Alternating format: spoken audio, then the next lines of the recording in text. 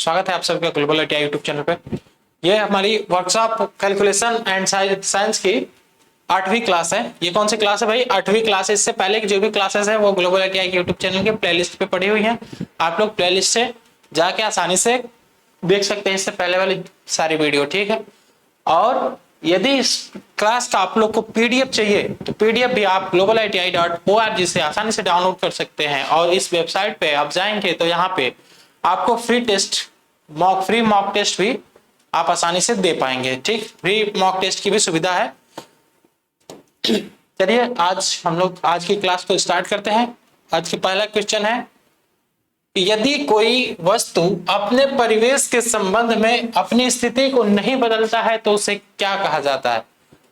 तो उसे क्या कहा जाता है? देखो आज का जो भी हम लोग क्वेश्चन करेंगे ये क्वेश्चन सारे के सारे क्वेश्चन गति पे आधारित रहेंगे, गति पे आधारित रहेंगे। अभी इससे पहले वाले वीडियो में आपने देखा था केवल हमने सिंपल फार्मूला यूज किया था, चाल इक्वल टू दूरी बटा समय, फिर विस्थापन वेग इक्वल टू विस्थापन बटा समय।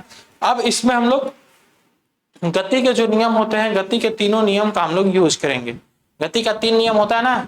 अरे सर आइजैक न्यूटन ने गति का 3 नियम दिया था, एक पहला नियम, दूसरा नियम, तीसरा नियम। अब तीनों नियम कौन कौन से है ये भी मैं अभी बताऊंगा आपको, लेकिन पहले इस क्वेश्चन को देखिए।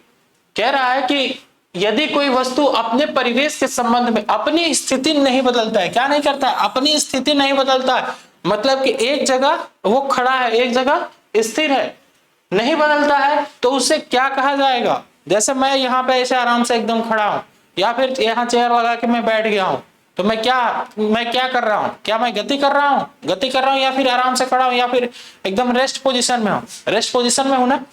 तो यही बोला है कि यदि कोई वस्तु या फिर कोई बॉडी अपने परिवेश के सापेक्ष, परिवेश मतलब कि यह हमारे आसपास की जो भी वस्तु है, जैसे यहाँ पे हमारे सामने डिजिटल बोर्ड है, तो मैं डिजिटल बोर्ड और ये पूरा रूम क्या हो गया?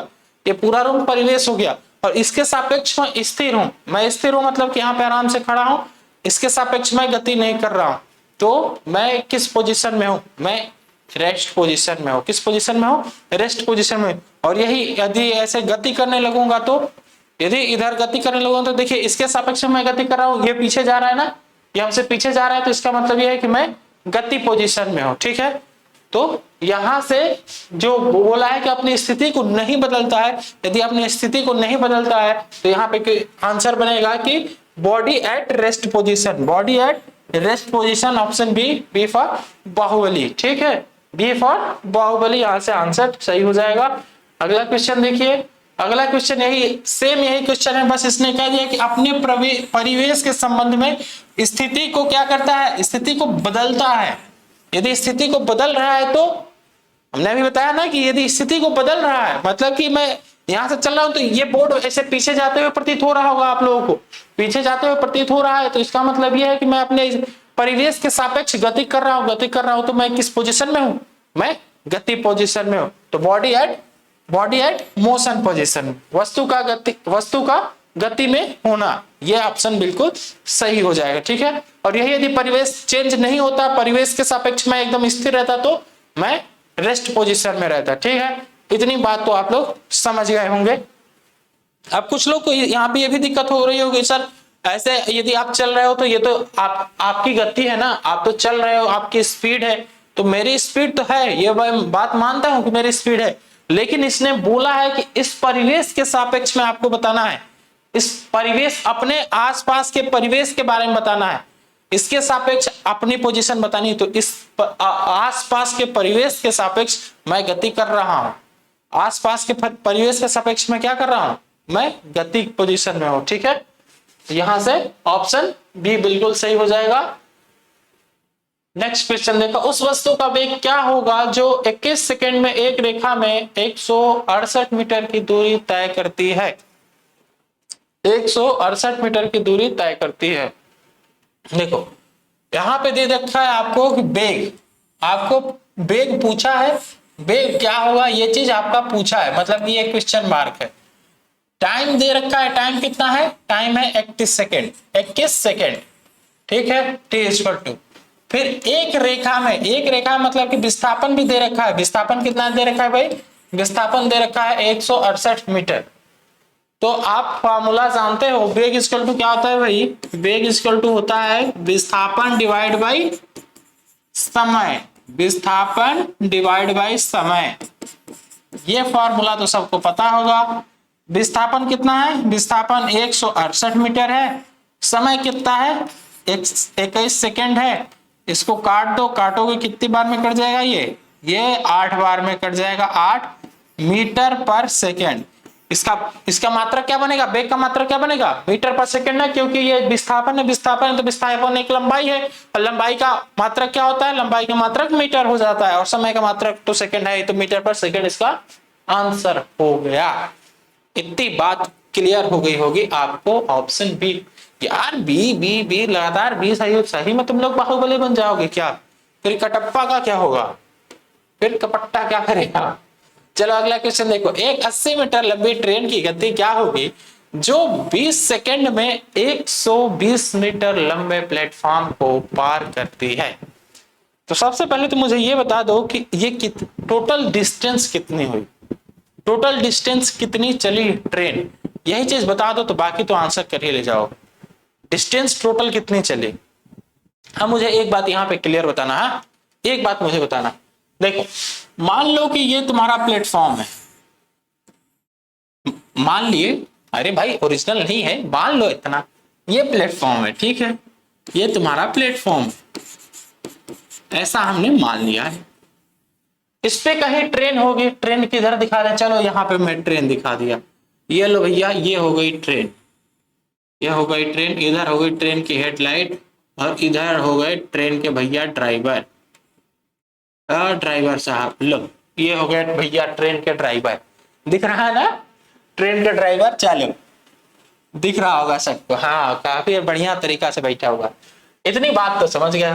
अब देखो इस प्लेटफॉर्म की लंबाई दे रखी है इसने कितना? इस प्लेटफॉर्म की लंबाई दे रखी है 120 मीटर, ठीक है, 120 मीटर इतना दे रखा है। और इसकी लंबाई कितना है? ड्राइवर साहब जो ट्रेन लेके ट्रेन चला रहे हैं उस ट्रेन की लंबाई कितनी है? इसकी लंबाई है 80 मीटर। तो मुझे इतना बात बता दो कि क्या प्लेटफॉर्म का यहां से इंजन, प्लेटफॉर्म से केवल ट्रेन का इंजन यहां से क्रॉस किया तो इसका मतलब प्लेटफॉर्म से पूरा क्रॉस हो गया क्या? ऐसा होगा क्या? ऐसा बिल्कुल नहीं होगा ना। जब तक ये ट्रेन का पिछला हिस्सा, जब तक ट्रेन का पिछला हिस्सा इस प्लेटफॉर्म से दूर ना चला जाए तब तक हम ये नहीं कहेंगे कि ट्रेन पूरे प्लेटफॉर्म को क्रॉस कर गई है, इतना नहीं बोलेंगे, है ना। मतलब कि ये ट्रेन की लंबाई और प्लस प्लेटफॉर्म की लंबाई, इस दोनों को ऐड करना पड़ेगा, तब जाके पूरी लंबाई पता चलेगी, पूरी दूरी हमको पता चलेगी कि ट्रेन कितना दूर चली है। आप लोग देखे होंगे ना, ट्रेन काफी लंबी लंबी होती है, 100 मीटर, 200, 300, 500 मीटर। आप तो अभी एक कुछ दिन पहले 6 इंजन वाली आई थे रेलगाड़ी, है ना, जिसमें 6 इंजन थी, लगभग 3.5 किलोमीटर लंबी थी वो ट्रेन, वो मालगाड़ी। तो काफी बड़ी बड़ी ट्रेनें आ जा रही हैं। तो ये बताइए कि उसका इंजन से देखेंगे कि केवल इंजन प्लेटफॉर्म को पास कर गया तो इसका मतलब ट्रेन पास कर गई, तो ऐसा थोड़ी ना होगा। जाके एक बार प्लेटफॉर्म पे कूदना, लगेगा धक्का कि फिर तुरंत समझ में आ जाएगा तुमको, ठीक ना।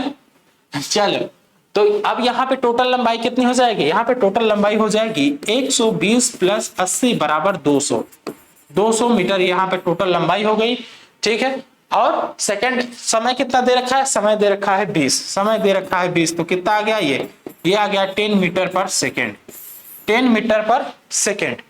ये तो आ गई ट्रेन की चाल। ये क्या है? ये ट्रेन की चाल है, ट्रेन की चाल, ठीक है। अब एक पॉइंट यहां पे और नोट करना, चलो मैं ड्राइवर साहब को हटा दे रहा हूं, एक पॉइंट यहां पे नोट करना। देखो यदि आपको कभी भी क्वेश्चन दिया हुआ है या फिर कभी भी डाटा दिया हुआ है मीटर पर सेकंड में और उसे आपको किलोमीटर पर घंटा में चेंज करना है तो आप क्या करेंगे? ठीक है, देखो चलो मैं पहले क्वेश्चन कर दे रहा हूं, इसके बाद दोनों पॉइंट में नोट करा दे रहा हूं आपको। अब यहाँ पे इसने दिया है 10 मीटर पर सेकेंड, 10 मीटर पर सेकेंड, आपका आंसर तो आ चुका है, लेकिन यहाँ पे जो भी ऑप्शन है सारे ऑप्शन किलोमीटर में दिख रहे हैं आपको, किलोमीटर में दिख रहे हैं, तो ये 10 हमने लिखा ऐसे। और इसको किलोमीटर में चेंज करने के लिए हम लोग क्या करेंगे? किलोमीटर में चेंज करने के लिए, किलोमीटर पर घंटा में चेंज करने के लिए 18/5 से गुणा कर देंगे, ठीक है। तो ये बन जाएगा आपका 2। अब ये कितना हो जाएगा, ये 36 किलोमीटर पर सेकेंड, 36 किलोमीटर पर सेकेंड। ये होगी ट्रेन की चाल। Option option D, option D यहाँ पे बिल्कुल सही हो जाएगा, ठीक। इतनी बात तो क्लियर हो गई होगी। हाँ, अब चलो, जो मैं 2 पॉइंट आपको लिखवाना चाहता था वो दोनों पॉइंट नोट कर लीजिए। जो मैं 2 पॉइंट आपको बोल रहा था लिखने के लिए, वो दोनों पॉइंट नोट कर लीजिए। मीटर पर सेकेंड को, मीटर पर सेकेंड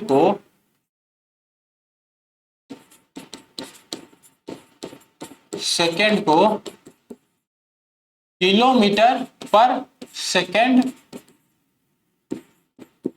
में बदलने के लिए 18/5 से गुणा किया जाता है, गुणा किया जाता है। पहला पॉइंट हो गया। दूसरा पॉइंट, किलोमीटर पर सेकेंड को, किलोमीटर पर सेकेंड को मीटर पर सेकेंड में, मीटर पर सेकेंड में परिवर्तित करने के लिए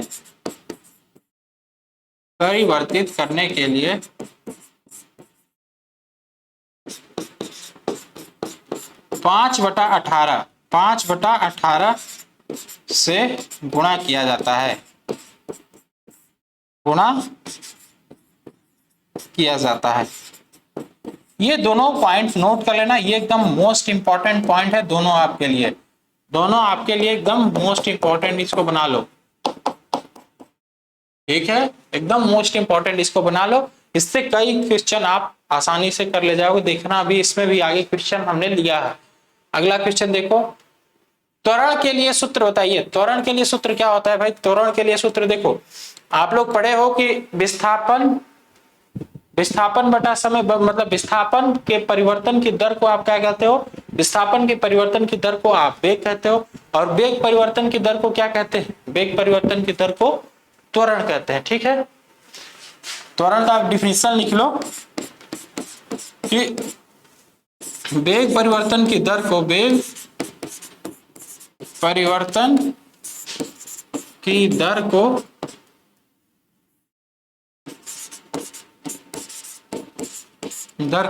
त्वरण कहते हैं,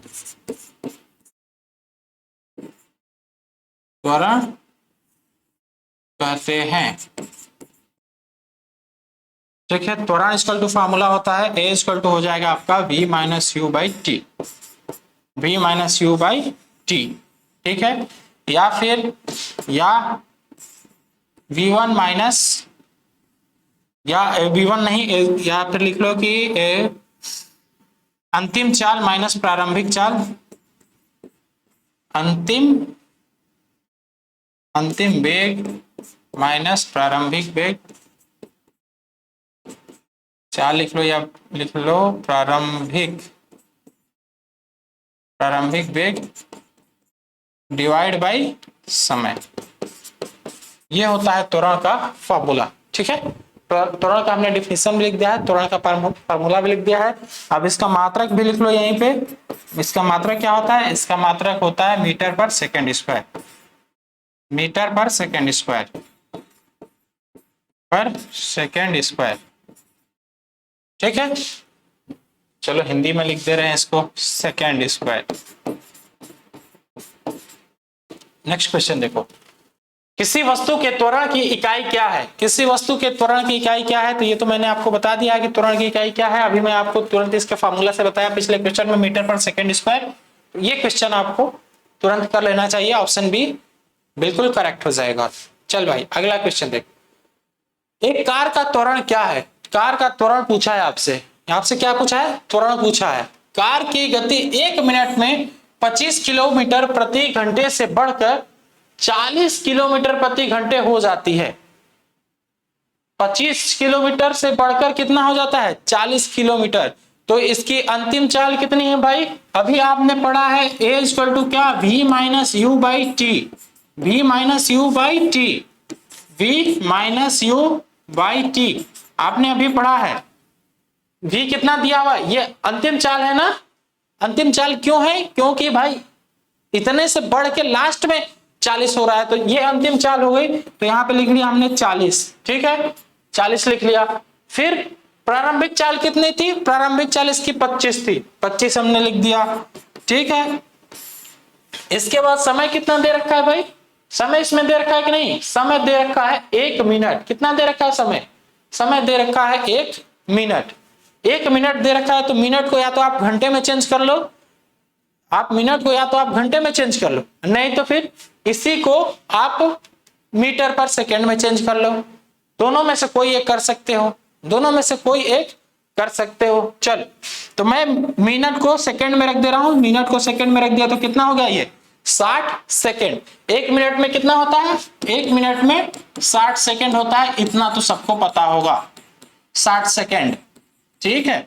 चल भाई ऊपर देख, ऊपर कितना आ गया, ऊपर आया आपका 15, ये किलोमीटर में है, 15 किलोमीटर में है, तो इसको मैं मीटर पर सेकंड में अब चेंज कर ले रहा हूं, इसको मैं मीटर पर सेकंड में अब चेंज कर ले रहा हूं। तो मीटर पर सेकंड में चेंज करने के लिए मैं क्या करूंगा, यहाँ पे 5/18 मीटर, किलोमीटर से मीटर में जाना है, किलोमीटर से यदि मीटर में जाना है तो 5/18, और मीटर से किलोमीटर में जाना था तो 18/5, ठीक है।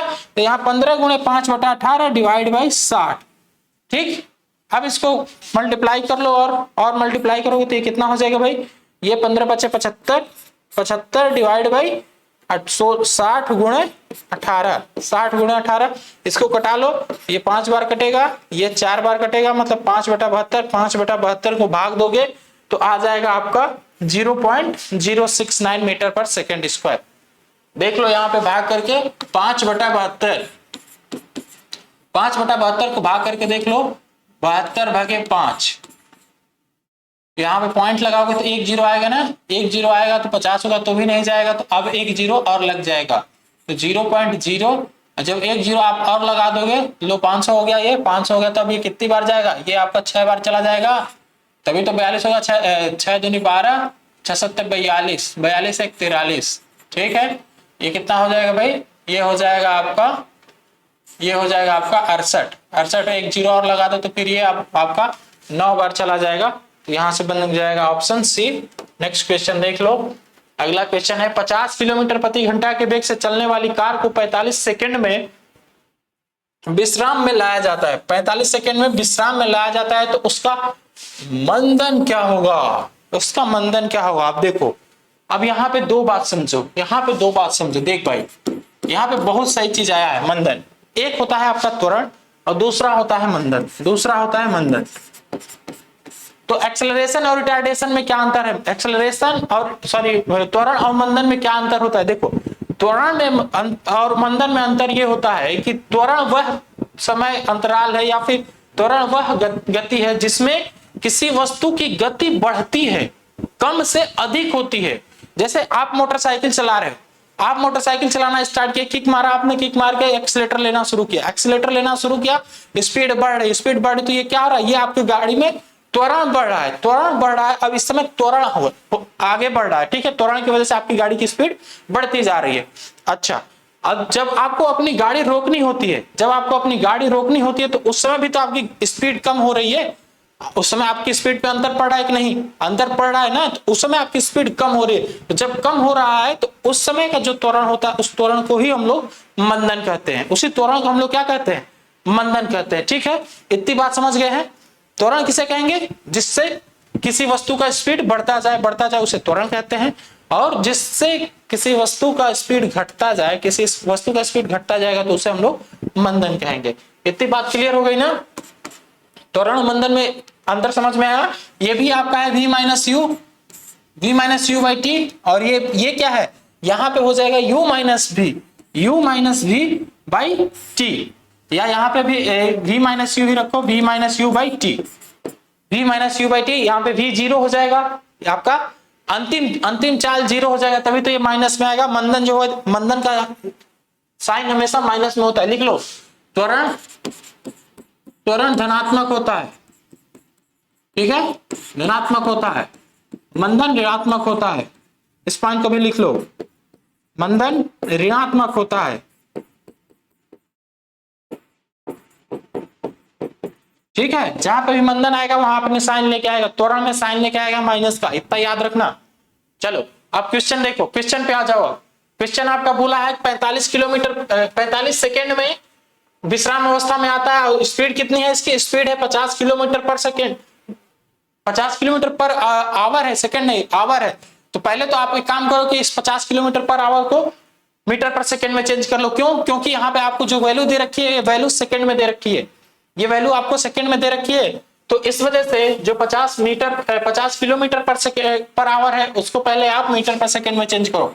तो 50 को आप मीटर पर सेकेंड में चेंज करने के लिए क्या करेंगे, 5/18 से गुणा कर देंगे। 5/18 से गुणा करिए, कितना हो जाएगा ये बन जाएगा आपका 250 250/18 250/18, ये हो गया चाल, ये मीटर पर सेकेंड हो गया, ये हो गया वेग, वेग हो गया आपका इतना, ठीक है।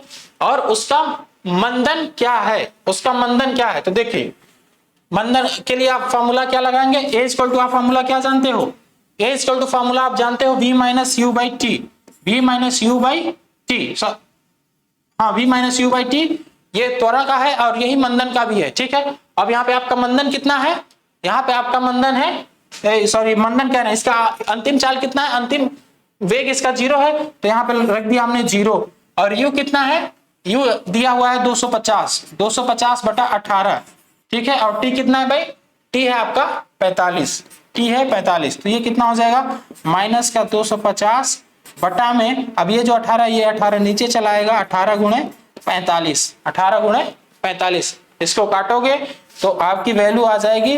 0.308 आएगी वैल्यू माइनस में, ये माइनस में आएगी। यहाँ पे माइनस साइन नहीं दिया हो तो कोई बात नहीं, लेकिन रिटार्डेशन मंदन हमेशा माइनस में आता है। यहाँ पे ऑप्शन बी आपका बिल्कुल सही हो जाएगा, ऑप्शन बी बिल्कुल सही हो जाएगा। उम्मीद है ये क्वेश्चन आपको समझ में आया होगा और त्वरण क्या होता है, मंदन क्या होता है, ये चीज भी आप समझ पाए होंगे। चलो अगला क्वेश्चन देखो।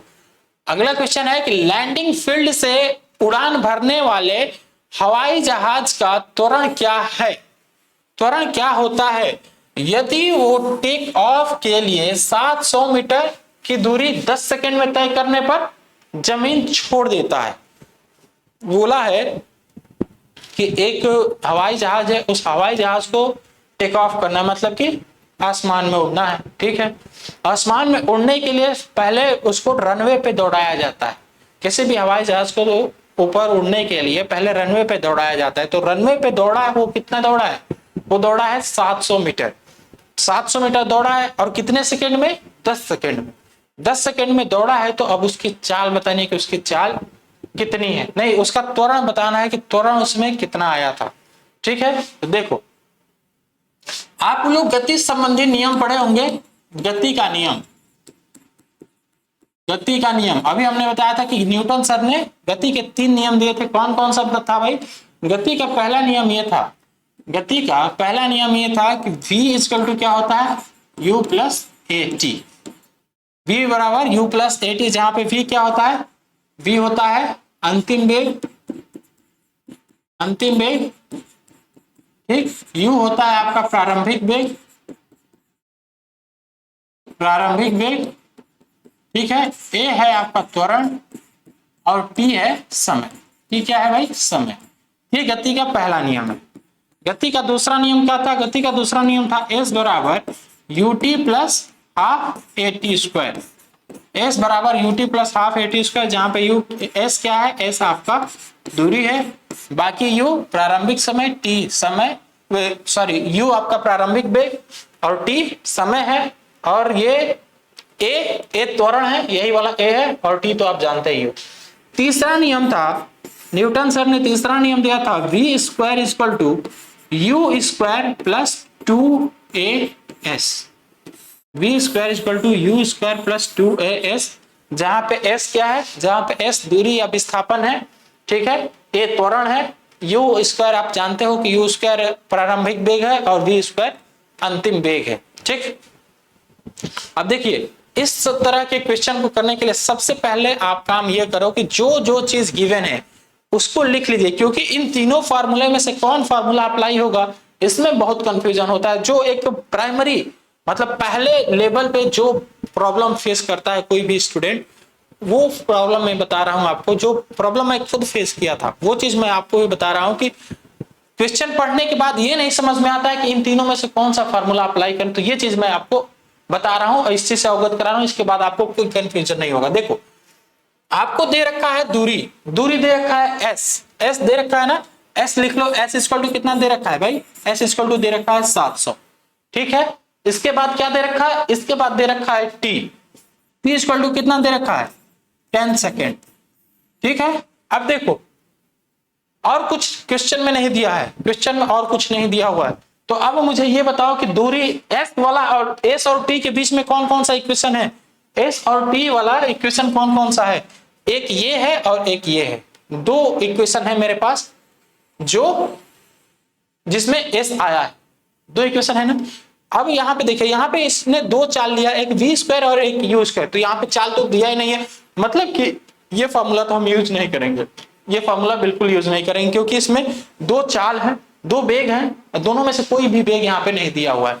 हम लोग फार्मूला कौन सा यूज करेंगे, दूसरा वाला, कौन सा, दूसरा वाला। क्यों दूसरा वाला यूज करेंगे, क्योंकि यहाँ पे मुझे एस पता है और टी भी पता है, और यू तो हम लोग यहाँ पे जीरो ले लेंगे, क्योंकि यहाँ पे क्या हो रहा है, जो एयरप्लेन है, जो हवाई जहाज है, वो शुरू से स्टार्ट हो रही है, शुरू से स्टार्ट हो रही, तो पहले तो वो जीरो को पहले तो उसकी गति जीरो होगी ना, जीरो गति से ही तो वो स्टार्ट हुई होगी ना, तो यहाँ पे हम लोग प्रारंभिक वेग इसका जीरो ले लेंगे, प्रारंभिक वेग जीरो लेके इसके बाद रखेंगे, तो ये फार्मूला हमारा यूज हो जाएगा आसानी से।